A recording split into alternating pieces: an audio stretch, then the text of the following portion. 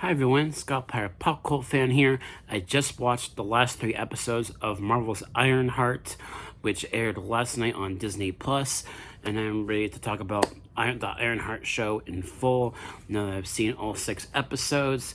And I'm not sure if the show's going to get a second season, mainly because this first season was filmed quite a few years back, and they had it on a shelf for the longest time, and they finally just released the show in 3 episodes each last week and this week. So I think in regards to the series, I actually do think that it is decent. Like, it's a good show.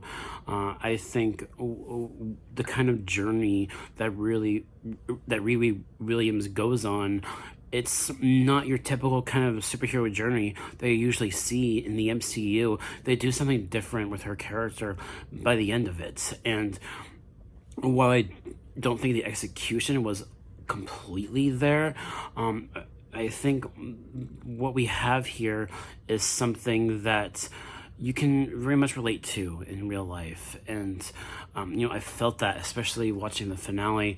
But one big thing I have to say about the finale, I'm not going to spoil it, but if you're a fan of Ghost Rider and you were there when all the rumors were hitting watching WandaVision, if you're a fan of a certain character, I think you'll find this finale for Ironheart rather fascinating and surprisingly satisfying for what we got.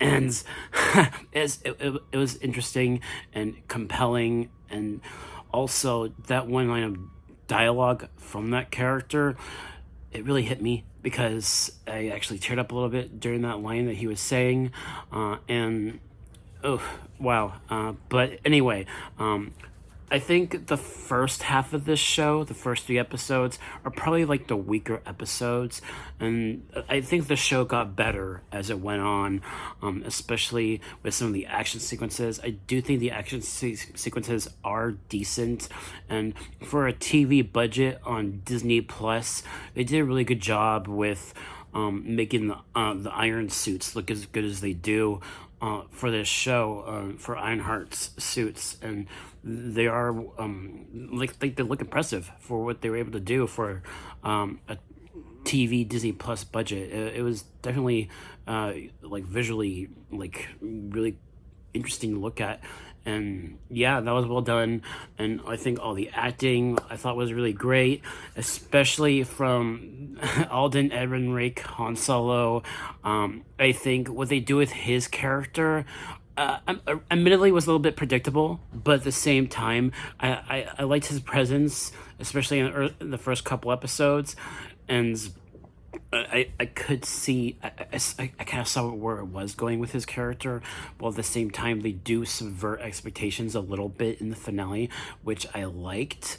And also, I think Anthony Ramos as the Hood, I thought was an interesting character, but at the same time, some of the writing choices, especially with his goals as the villain, I thought were not really all that interesting to me. That is one issue that I do have with the show, just some of the writing choices and some of the things that they do with the Hood and his motive for what he's doing just was not interesting or compelling in any way. That I do have a doc the show for.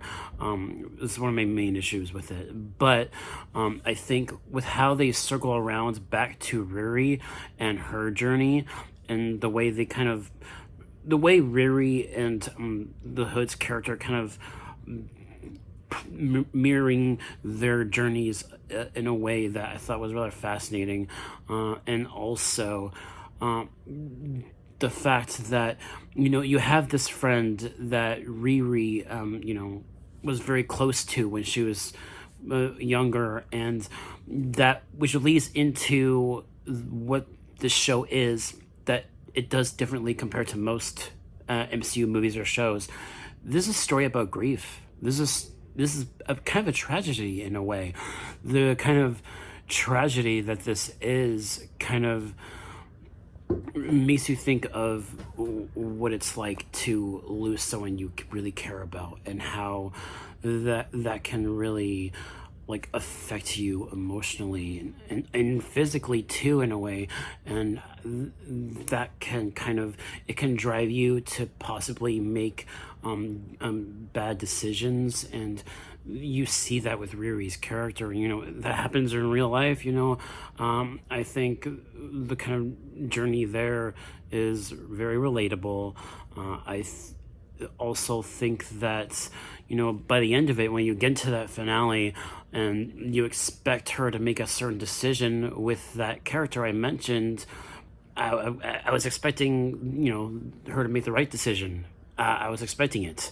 That is all I'm going to say, though, about the finale. I don't want to spoil it, but they kind of subvert what you're expecting, and it kind of ends in a way where it's like, oh, the tragedy of Riri Williams. That's all I'm going to say. But, I do think that, and I think it's compelling, but at the same time, just some of the writing and execution just wasn't all there. And also, another thing I had to say about the Hood's character, the group of people that are working for him, they didn't do much with those characters to really make me all that invested. They didn't really do much with those particular characters. Like, like, what are we doing? This kind of feels like a ragtag group of criminals, basically, that they don't do much with to make me really care much about them. And like Riri was saying, they're expendable to the Hood.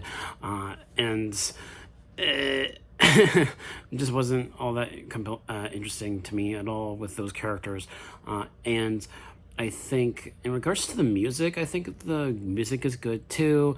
I think the Chicago setting, I think, is something that, when you go there, I'm sure that it's probably different compared to where you usually live, like in regards to culture and that kind of stuff. But it's a big city, just like New York and San Francisco, and I do like it. I like the Chicago setting. I thought it was a really interesting change of pace for a setting. That, because we're always going to New York in the MCU, we're always going there, seems like, and just rather fascinating. And overall, I thought this was a good series. Admittedly, yeah, like I was saying about the finale, I cried in that moment with that one character I mentioned. Because it made me think of myself and the things that I've been through. And yeah, and one other thing I have to mention is I like how the show is tackling the concept of magic versus technology. This is kind of like this is primarily a spin-off of Iron Man, even though Riri Williams was first introduced in Black Panther Wakanda Forever. And I like how in the latter 3 episodes, it starts to connect more to Doctor Strange, which I really like. I liked that kind of connective tissue to not just the first Iron Man film, but also the first Doctor Strange film. And I liked those connections there. And also, like I was saying with Alden Ehrenreich's character, Joe, as he dubbed himself in the first half of the season, who is revealed to be a certain character that harkens back to Iron Man 1, I thought was rather fascinating. And overall, it is a good show with some faults. But I think overall, especially by the end of it, you'll realize that this is a tragedy. This is a tragedy for Riri's character. And it's not an origin story. It's not her it's not really a coming of age story either. It's a story about grief, and it's the way they end it is kind of bittersweet in a way. It kind of reminded me of the ending of the Penguin show, where it's kind of a disturbing ending. That's all I'm gonna say. But yeah, so thank you guys so much for watching, and I'm hoping that I will be able to see the new Jurassic World Rebirth movie, because I know that's coming out this weekend. Maybe I can see it and do a review for it when I get the chance to, but I will most definitely be be seeing Superman. I am super excited for Superman when that comes out next week, next Friday. I can't believe it's July already. My goodness. So thank you guys so much for watching. And I'll catch you guys next time. Take care and peace.